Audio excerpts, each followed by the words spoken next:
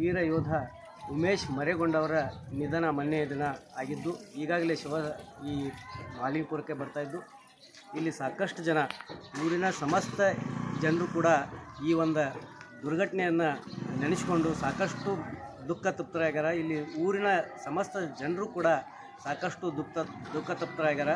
ಅವರು ಸೇವೆಯಲ್ಲಿ ತೊಡಗಿಕೊಂಡು 6 ವರ್ಷ 6 ತಿಂಗಳಾಯಿತು, ಮದುವೆಯಾಗಿ 3 ವರ್ಷ ಆಯಿತು. ಈಗ ಈ ಒಂದು ದುರ್ಮರಣ ಅವ್ರ ಮನೆಯವರಿಗಿರ್ಬೋದು, ಆಮೇಲೆ ಇಲ್ಲಿನ ಸುತ್ತಮುತ್ತಲಿನ ಎಲ್ಲ ಜನರಿಗೂ ಕೂಡ ಭಾಳಷ್ಟು ದುಃಖವನ್ನು ತಂದೈತಿ.